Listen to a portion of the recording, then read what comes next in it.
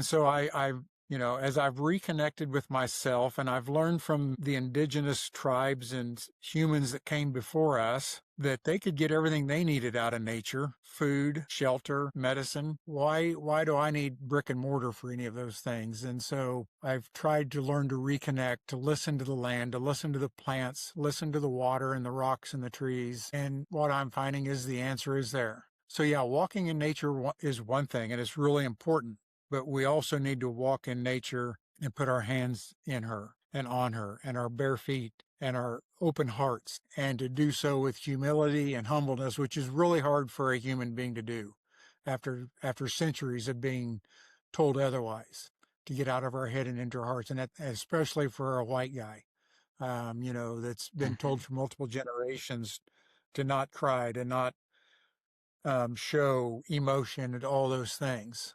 But we can't heal until we do that. She will allow us if we allow her into our hearts.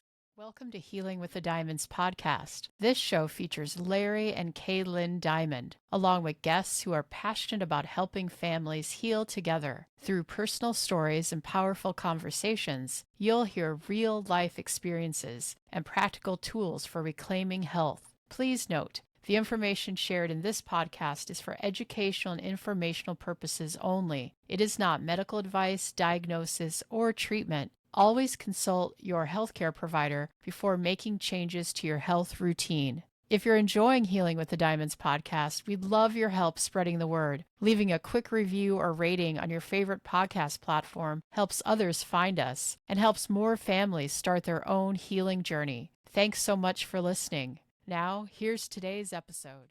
Hello, everyone. Welcome to Healing with the Diamonds, where we bring ancestral wisdom to families like ours all over the world. And I'm beyond ecstatic. I was happy to have Gail Fuller, who I did not know about until I went to an incredible conference in Tucson put on by Dr. Nasha Winters, who is all about the terrain, which means ground, our inner terrain. But the conference was melding healing the planet through incredible human beings and often their families and those that choose to get involved with what is known as regenerative agriculture. So I get to talk to one of the people that is helping heal the ground and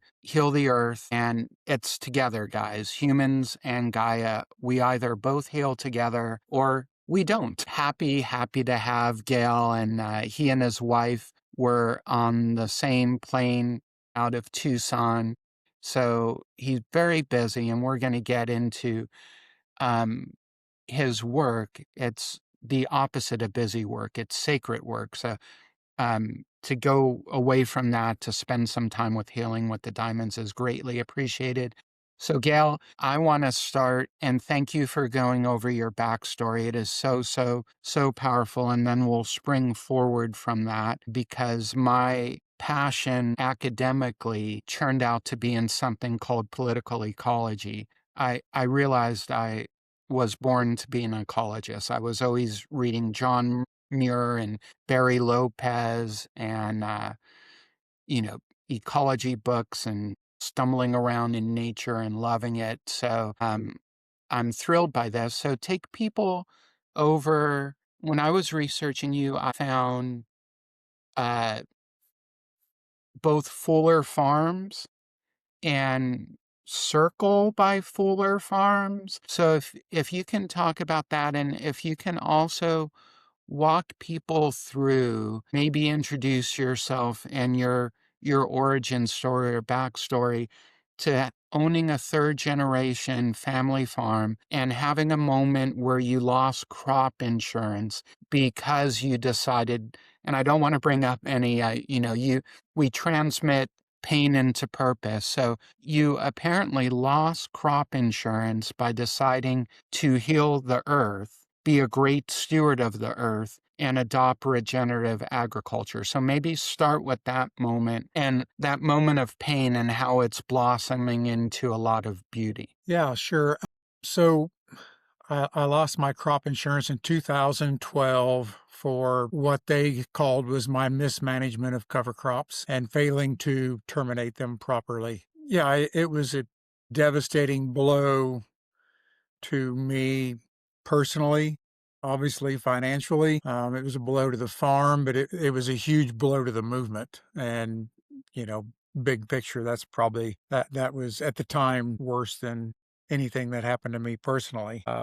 And I think, you know, a little bit of the backstory is I grew up on a family farm, but, you know, we were told to go big, to feed the world, to not diversify, to do the opposite of diversify, to become specialists with one or two crops. And so, you know, the farm had gotten pretty ugly prior to this. And, you know, we went from 6 or 7 crops when I was a kid to corn and soybeans. But when I started to fall off of that wagon and realized that the soil was alive, which I didn't know until I was a 40-year-old farmer, by the way, and Wow. that started bringing all this life back onto the farm became healthier and happier, and I became healthier and happier, and we also became more profitable. And so, yeah, then we lose our crop insurance in 2012, and it was devastating all the way around. It was just a huge blow, and the toll it took on me mentally over the next few years was probably where we're going to be going with this conversation. But it became just devastating. Well, it's interesting. And I am so sorry. We interviewed and got to know as a family friend an orthopedic surgeon in Tasmania. He calls himself Tasmanian devil, he and his wife. And he got literally had brought up on disciplinary for his license because he was telling his orthopedic patients that they might not lose their limbs if they reduce sugar and refined carbs. And one of the charges he was brought up on, and this is the kind of inverted world we live in, the incoherent world. There are forces of incoherence and devolution. And that single crop, I studied this for my academic, is ultimately devolution, and how your grandparents farmed with 6 or 7 crops. And Sir Albert Howard, he's my go-to on soil. He talks about soil the way poets talk about lovers. He loved the soil. So Sir Albert Howard, and, he says nature's way is mixed farming. But Dr. Gary Fettke, all right, so you don't feel all alone. The world picks on all heroes. Actually, one of the charges was, I'm not kidding, you can't make this up, inappropriate reversal of type 2 diabetes. Inappropriate reversal of type 2 diabetes. So you were apparently inappropriately healing the soil and healing the land and making so when I saw you, you were in a like-minded group. What did that mean to you? You were smiling, your wife was there. So maybe for our listening audience, bring us to 2025 and how that profound insanity became. I'm going to take a break, think about it. My wife's calling. She usually doesn't call me. I'm in the middle of interviewing guests. Oh, okay. Just FYI, you're gonna give Erica a ride to school tomorrow. I'll take care of it. All right. I told, sorry. Okay. Okay, Sorry. sorry. She never calls me, That's all right. So, you know, I, I think, the gods and the goddesses must have a sense of humor because you can't be eternal without a sense of humor. But, yeah, so maybe 5 seconds and then I'll. So there are people that are taking it upon themselves in a sense of service to all of humanity and Gaia, in a humble sense of service to engage the system. So that's what I feel about you and Gary Fettke and so many other people that I've come to know, and I'm sure tens of thousands of regenerative agriculture farmers and healers around the world that I don't know personally. Thank you all. So let's talk about hope. doctors act. I'm all about hope. I'm hopeful. With hope, there's anything is possible with hope, and you're living the hope because are you thriving now? Is the land, do you feel healed and optimistic? And I know for me, whenever I connect with another human and I help them understand that the greatest healer is themselves and the healer within and positive mindset, it's like as great as me helping my wife heal. So let's talk good things. Let's talk about the school and building resilience and all the good stuff. Sure. And with that good stuff, we'll back up to me losing my crop insurance. That was a devastating time. Ended up losing the farm. I went broke because I stood up and fought, even though I did win. But at the same time, Lynette and I were already having the discussion about downsizing the farm. We just didn't see a way forward environmentally or socially doing things at a large scale. And so we knew we wanted to get smaller. So actually the loss of the crop insurance was also a blessing in disguise because I'm not sure. Well, I know I wasn't at a point yet with my male ego of, it's pretty hard to be in the world of farming and say, hey, let's get rid of some land. That's the opposite of what a farmer thinks. I think that we'll call it a soft nudge from the government was a pure blessing in disguise and helped us to get to where we are today, which is from 3,200 acres to 160 acres. And you asked if I am healed. I would like to answer yes to that, but no, it's a journey. I'm healing. How about that? We're healing with the diamond. So, yes, it's a never ending. Every day we heal a little bit more, and sometimes we on heal actually. And then, Yeah. And that's kind of what I keep, I don't know if it's ego keeps getting in the way or what it is, but just when you think you get back to the top of the hill or the mountain, you get dealt a blow and it's humbling and humiliating and frustrating. And that's kind of what I have been dealing with the last year or two is I know I can heal, but I also have to understand there's going to be dips and there's going to be downsides. And like you said, none of us are perfect. So you just hope the good days outnumber the bad days and you're going forward more than you're going backwards. And that's kind of what I've been coming to terms with this year. So yes, I'm healing. The land that we're living on today is healing. It's really awakening. I think that would be a better word. I don't know, both are proper words, but it's coming back to life.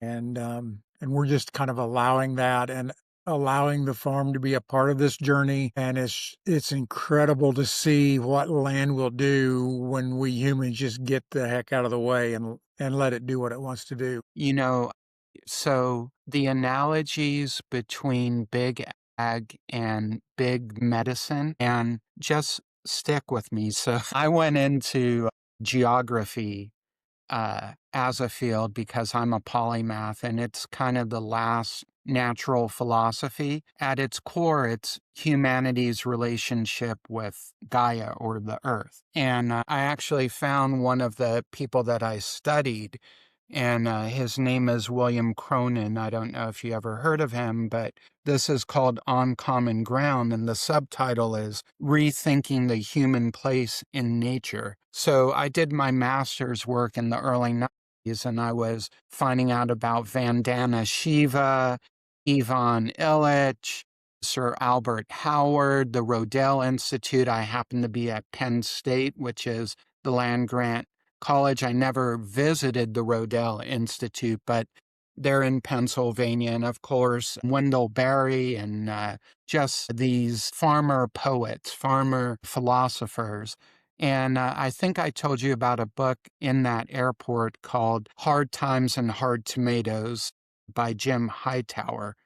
And so, Earl Butz and the Nixon administration and I mean, this was probably your family was living this. I'm a city boy from LA, so I don't know what got me into these studies, but I was kind of reading about your family in a way. So post World War II, things just, the whole world changed. I mean, the whole frickin' world changed. I would say maybe a nugget here of good things, but, a lot of collateral damage. And I think you and I and everyone living now has to really get engaged with healing to kind of make it all come out well, which it can. I'm hopeful. But in a way, the land was being treated, I feel, I'm just going to say this, how our human bodies are treated with big med. So the land became profit for big tractor, big fertilizer,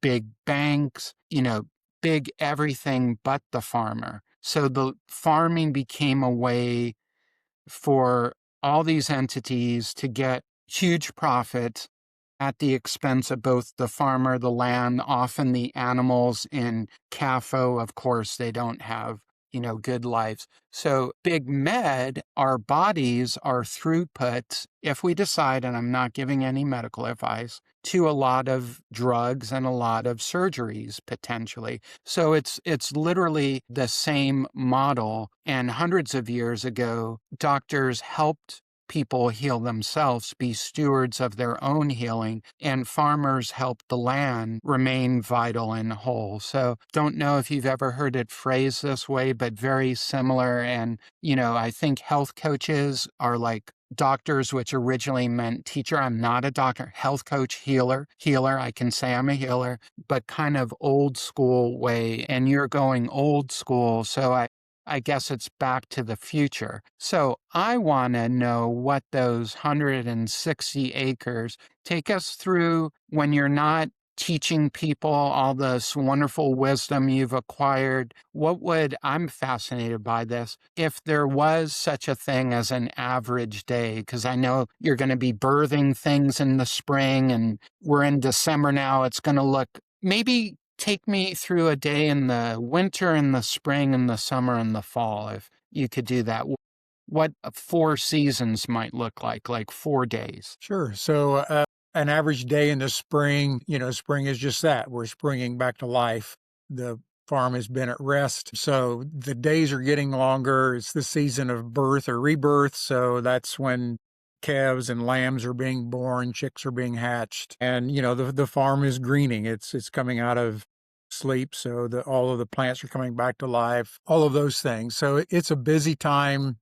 As we don't have to tend the baby lambs and calves. That's mom's job. But there's extra chicks arriving or hatching. And so there's more chores to be done and things like that. And plus, if we garden, there's that to be planted. And while we don't have to tend to the baby lambs and calves, you do keep a little more of an eye on to make sure everything is well. So, Mm. and, predators are a little more of an issue at that point in time. So there's a little more work to do. The days are getting longer. And so we're starting to work more as well. And summer is just an extension of that and dealing with the heat on top of it, of course, in summer. I think for me personally, obviously every day when I get up, the first thing on the list is the animals. They have to be fed and watered, whether that's hauling feed to the pigs or the chickens or the dogs or whatever, or with the cattle and the sheep being moved to new paddocks and, fences being moved for our rotational grazing. And then after that,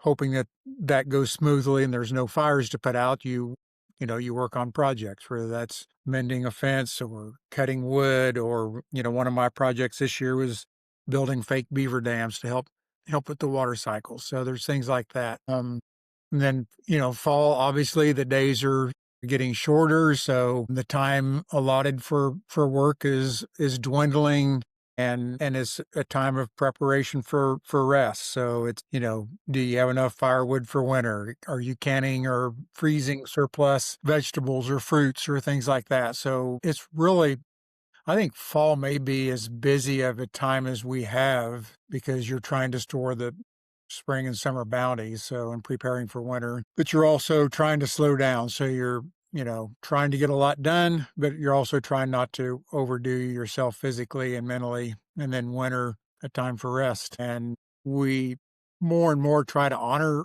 each of those seasons. I sleep a lot less in the summer, and it's Mm. really weird because you would think, well, I would be exhausted because I'm up a lot longer and I'm working more, but I'm not. We're up. I'm up from sunlight to dark, so it's 15, 16 hours. Not working all of that time, but certainly awake. And in the wintertime, it's the same thing. I rise and fall with the suns.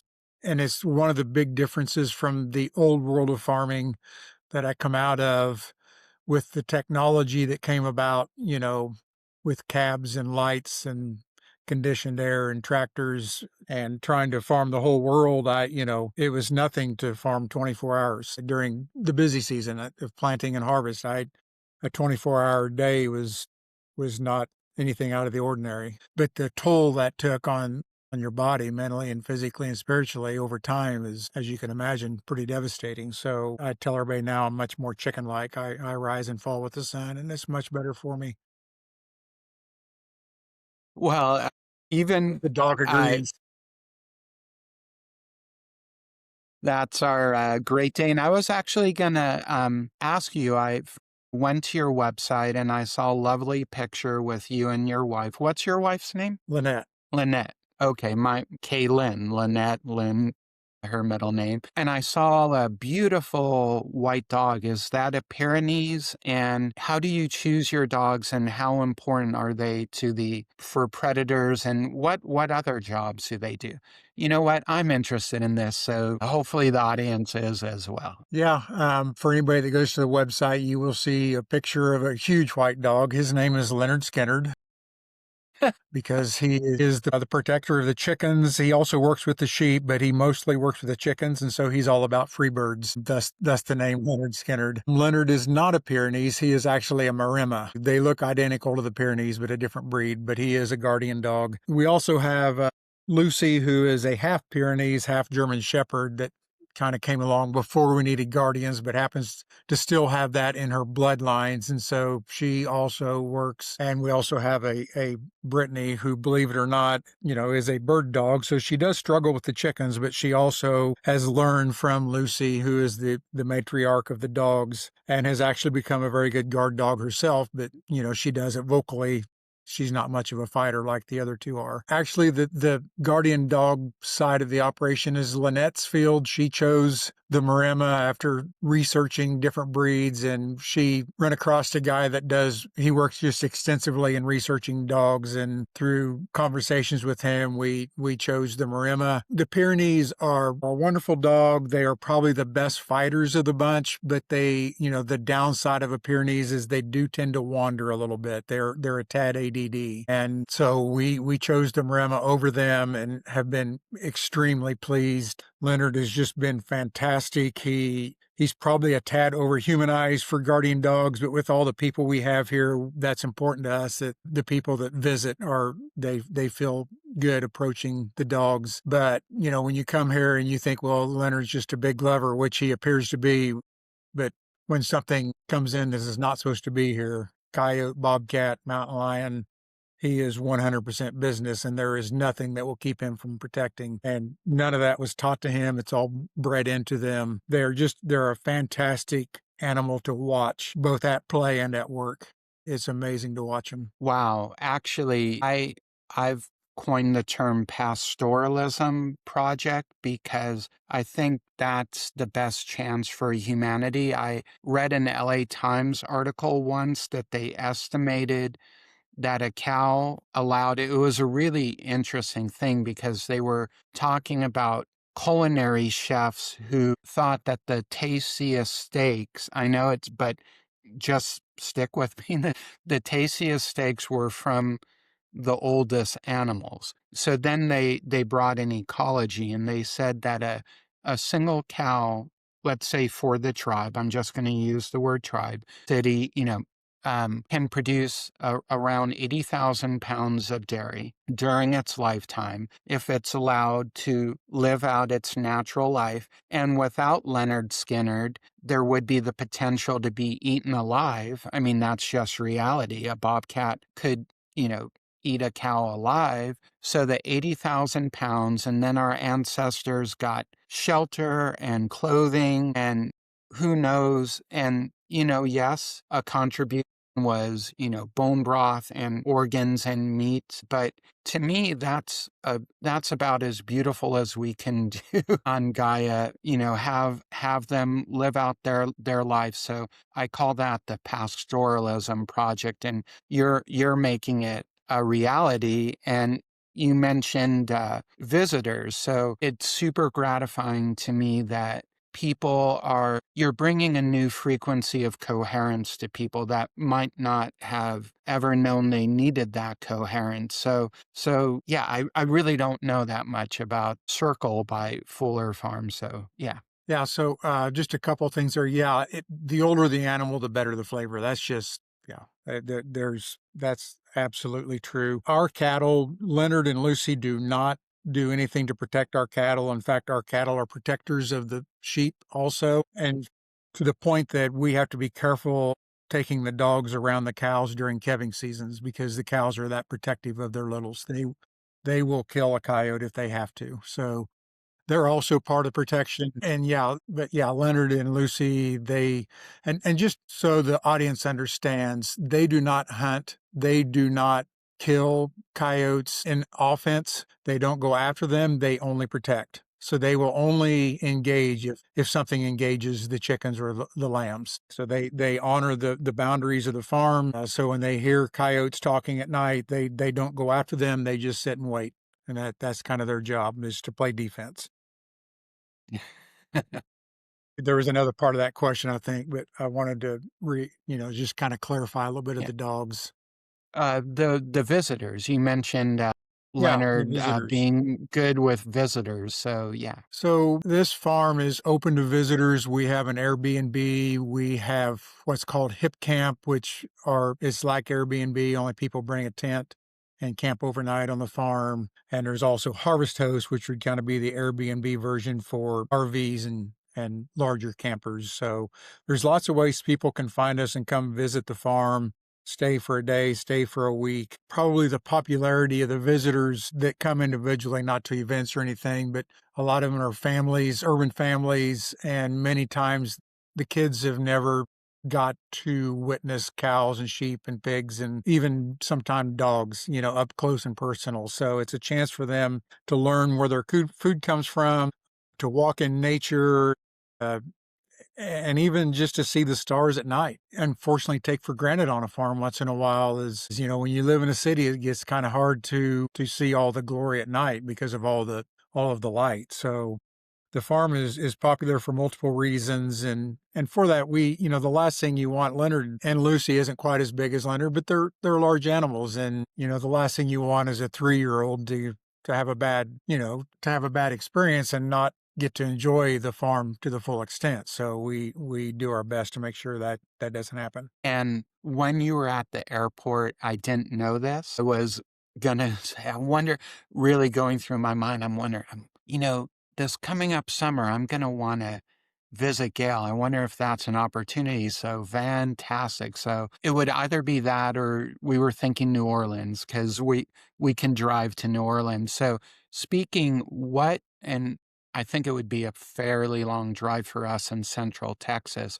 But what's the nearest airport? What's the nearest big city so people can orient themselves? The nearest big city and airport is Wichita. We're an hour east of Wichita, and we're 2.5 hours, give or take, from Kansas City to the southwest, and about 2.5 hours northwest of Tulsa. Okay. We've driven to Tulsa, maybe.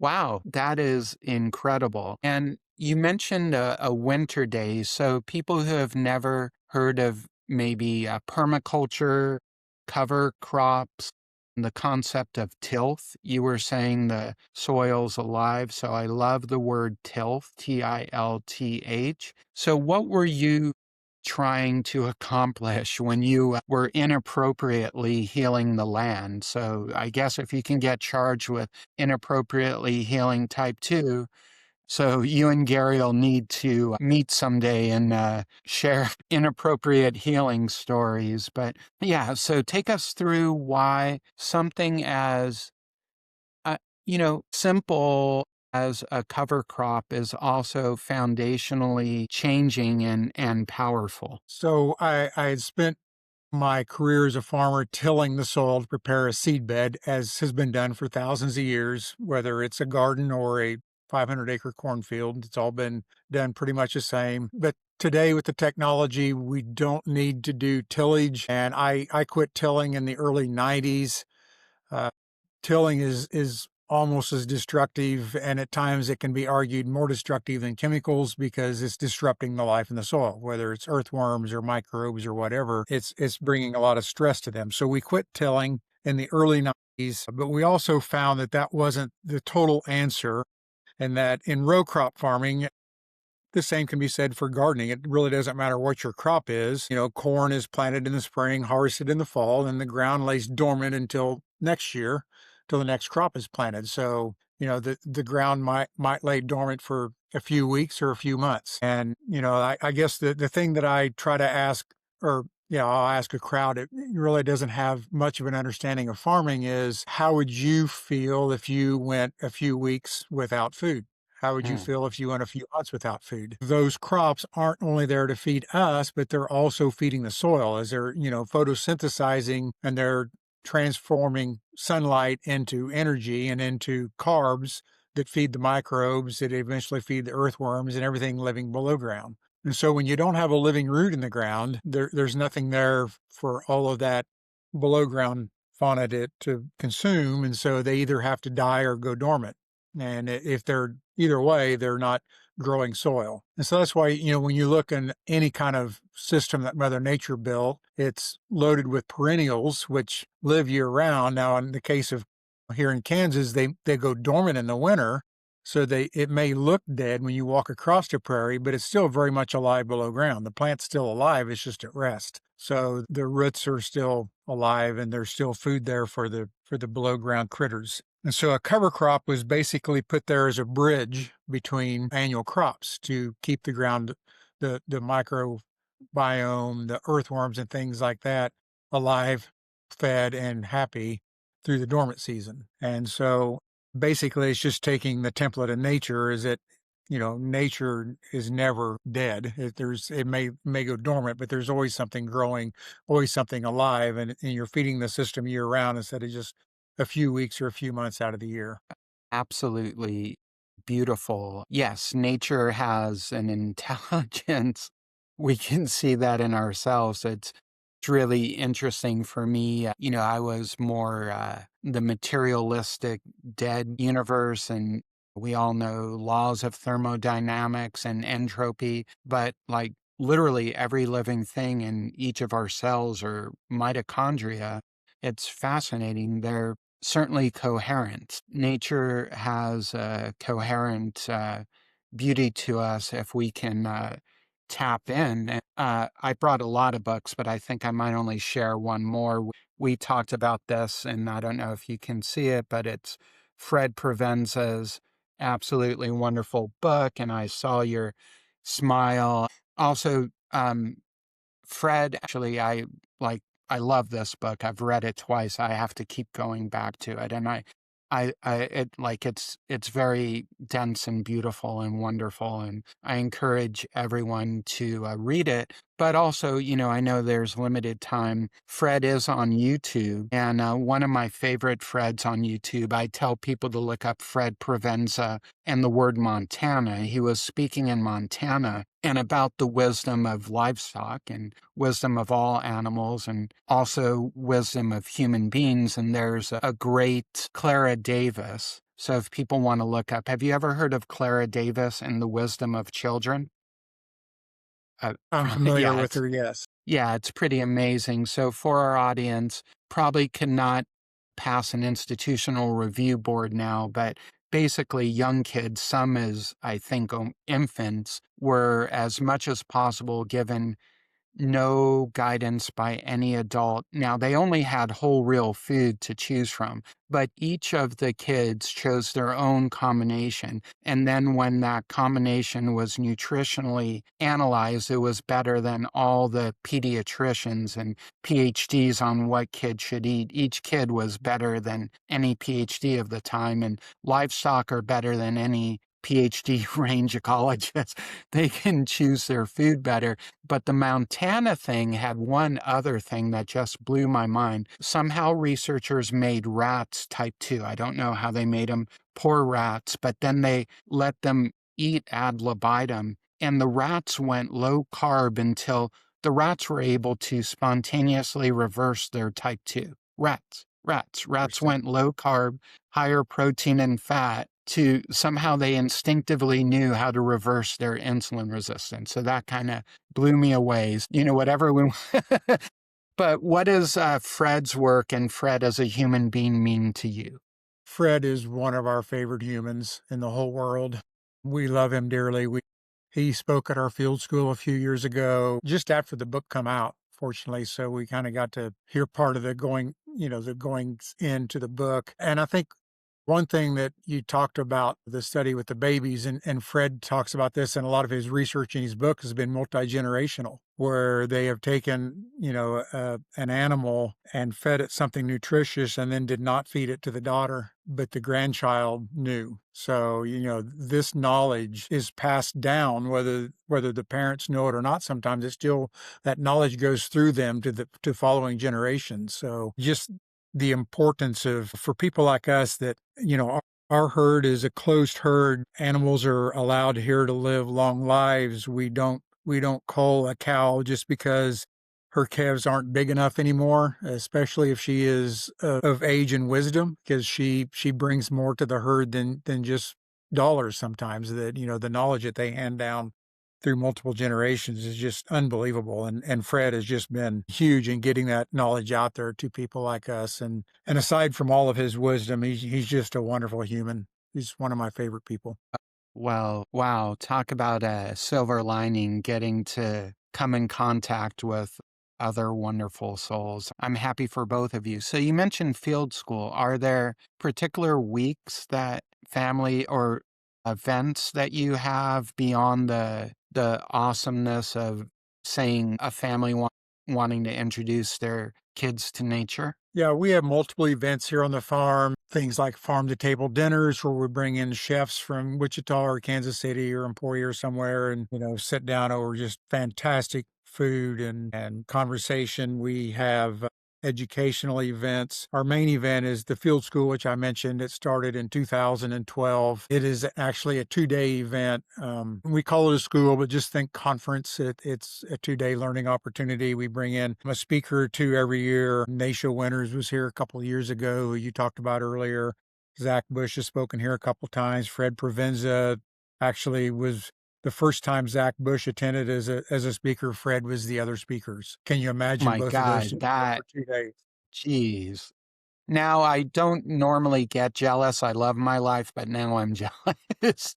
It was a beautiful 2 days, no doubt. The school has evolved over the years, and it's taken on more of a festival atmosphere. We have people come and camp on farm. We cap the attendance at about 100, 120 people. And at any given year, there could be 30 or 40 people camping for the 2 days during the farm. We bring in chefs to prepare the meals for the workshop. So there's 3 meals that have different chefs, and we take long lunch breaks. We encourage music and singing, and it's any good conference I've ever attended, like the one where we met with Nasha.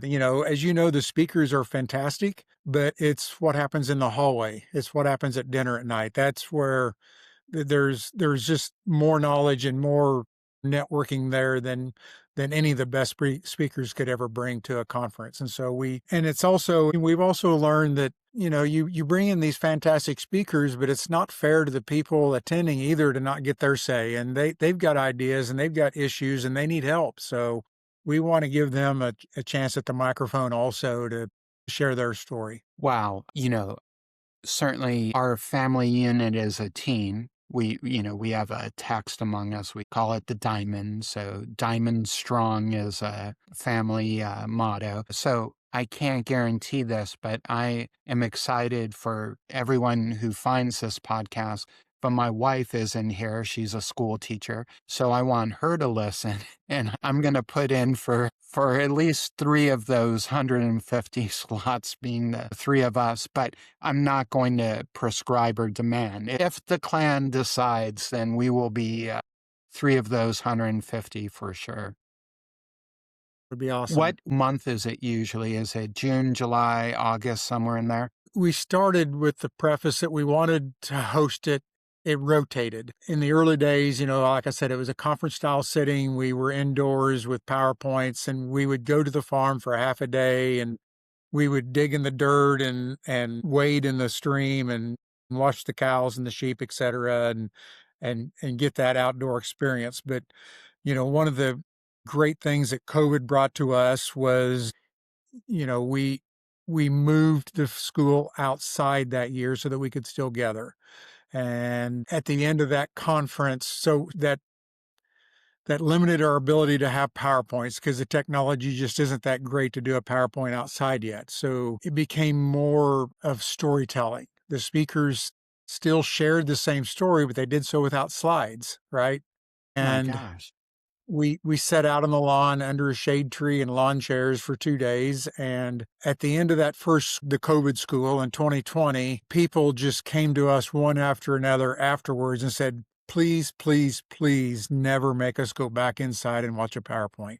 This was I beautiful. love this so So from much. 2020 on, the schools have all been outside. Sure, that brings a whole set of challenges because Mother Nature doesn't always agree with us, but we have been blessed with beautiful weather for the most part. But it also, being in Kansas and trying to host an event of that scale outdoors, we moved it to the fall because if there is such thing as a normal day on the farm, which you talked about earlier, for doing an event like this, September, October are your best chances of catching nice weather in Kansas. So since 2020, that's the time of the year we've been hosting them. Well, you know what? We're just gonna have to take a day off of teaching and a day off of school. We'll try and make it happen. I was just checking. I want to be respectful of the farm. Just a couple of questions to end. I do want to leave you time to give your website URLs, and of course on YouTube and Apple include all the links. But you mentioned a mom and her wisdom. I'm sure daily, well, I'm not. What are some of the moments that if there, what are some of the moments, morning, evening, what are some of the gems, my last name, our last name's Diamond. What are some of we ask each other at the end of the day, what were your sparkling moments? Probably because of our last name. Like, what what was my wife's sparkling moments as a teacher? What was my daughter's sparkling moments? What were mine? So what are some of your sparkling moments? And if I ask you this question tomorrow, I'm sure it would be a different answer, and that's okay. It's whatever's coming to mind today. Yeah, and that you just hit it. It's the diversity. I live in Kansas, so we are blessed with four seasons. And so whether, we can talk about climate change and the crazy weather that we're now seeing, but Kansas has always been famous for weather being a little crazy. Embrace that. There is nothing like sitting in a safe place watching a supercell or actually a tornado form. Not that I want devastation on anybody, but just the awe of watching Mother Nature at work. And Snowstorms, foggy, what most people would consider dreary, foggy days are just, there's a beauty that comes with all of those. So I love all of those. But yeah, there's probably, the two times of the day that tend to bring for me the most beauty. And those are the ones that I call shift change, sunrise and sunset. At sunset, it isn't just the beauty of the setting sun, but, the farm, the daytime animals are settling down for the night. The mother sheep are calling the lambs in to nest, and the daytime birds are singing their last song of the day or calling in their young. And at the same time, there's an owl in the distance waking up, getting ready to go hunting, and the coyotes are waking up and talking to each other about, hey, where are we going hunting tonight? And it's just a spectacular time of day. And it's the same at sunrise, as the coyotes are heading back to bed and the daytime animals are waking up. So those are my two favorite moments of the day by and large. But like I said, I just love the diversity of what Mother Nature brings on any given day. wow, I'm able in my own kind of suburban setting. I'm basically it shifts a little bit with the seasons for me, but I basically sleep 9 to 4.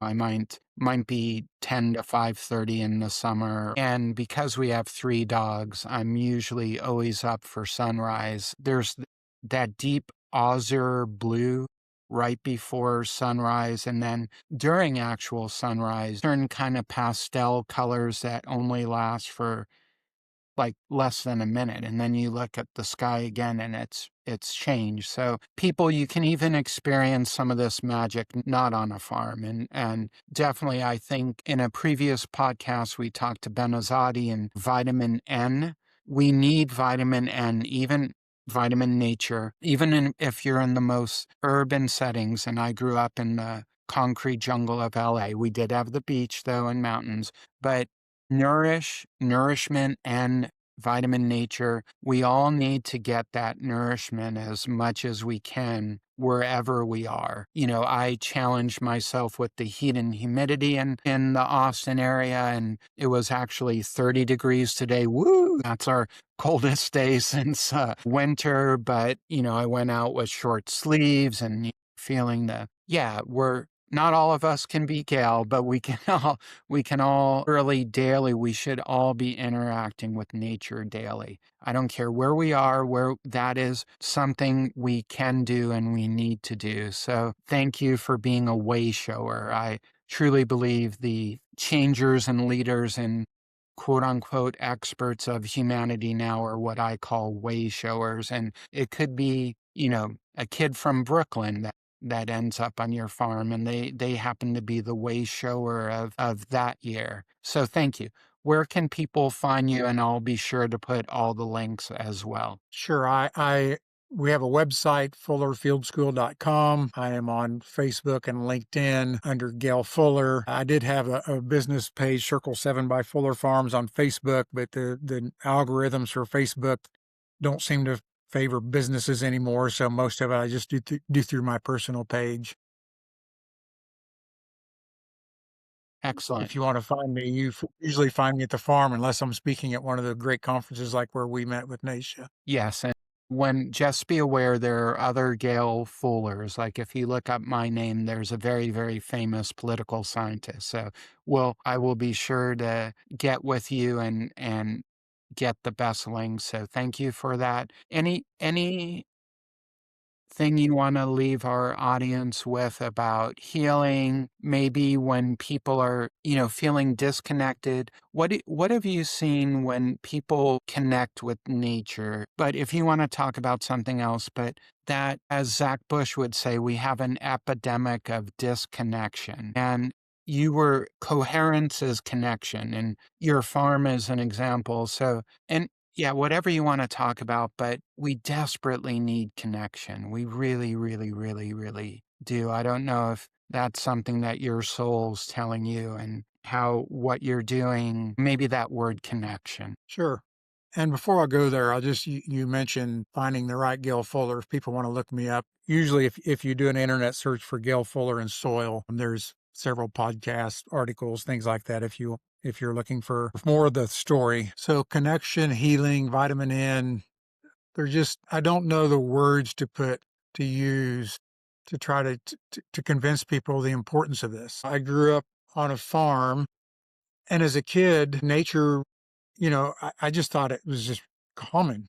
I thought my childhood was common. I grew up in a timber along a creek, and tracking wild game, that wild game being raccoons or, whatever tracks I could find in the mud along the creek and, sitting with trees and all of that stuff. And then you become an adult and teachers and parents and friends and peers tell you have to grow up, which I think is a huge mistake, but I did it.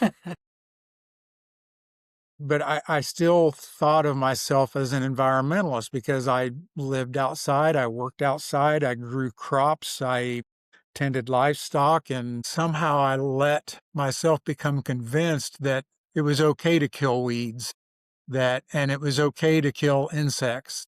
And if we killed the occasional bird or 1,000, that was just part of the job of growing food, and it was okay. And that was a lie, and I bought into it. And this whole thing of conquering and humans thinking that it's okay to conquer Mother Nature and nature in general, it was just wrong. And, we've got thousands of years of building dikes and dams and using pesticides and tillage and doing so in the name of wealth and progress. And, like I said, I bought into that for a few decades. And fortunately, somehow I I fell off the wagon and hit my head. And I think part of it I mentioned earlier was being a 40-year-old farmer before I found out that soil was supposed to be alive. And once I started to see what happened when I allowed soil to be alive, it's like, well, if everything grows better, if my corn grows better in living soil than it did in dead soil, why am I still killing everything above ground to grow one crop? It just kind of started there and has grown from there. And then, you look in the mirror one day and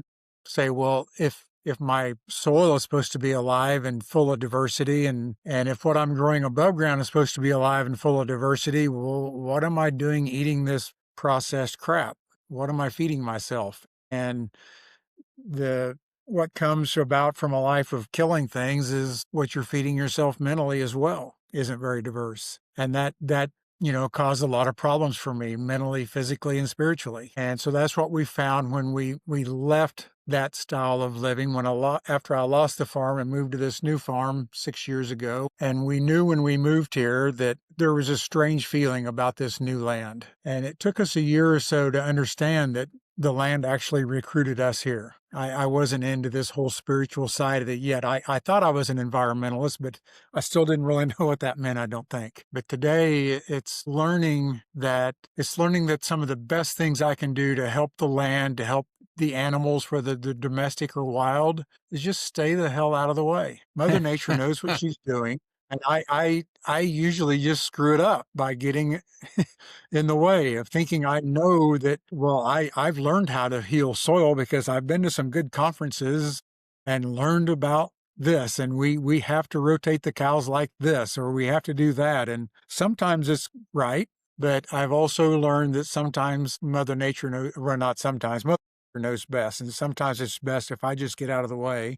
And so I've as I've reconnected with myself and I've learned from the indigenous tribes and humans that came before us that they could get everything they needed out of nature, food, shelter, medicine. Why do I need brick and mortar for any of those things? And so I've tried to learn to reconnect, to listen to the land, to listen to the plants, listen to the water and the rocks and the trees. And what I'm finding is the answer is there. So yeah, walking in nature is one thing, and it's really important. But we also need to walk in nature and put our hands in her and on her and our bare feet and our open hearts, and to do so with humility and humbleness, which is really hard for a human being to do after centuries of being told otherwise, to get out of our head and into our hearts, and especially for a white guy, that's been told for multiple generations to not cry, to not show emotion and all those things. But we can't heal until we do that. She will allow us if we allow her into our hearts. And it's a tough place to get to, and it takes some time, but do it and be My patient gosh, with yourself and patient with her, and we'll get there. I have like multiple goosebumps everywhere. That was absolutely beautiful.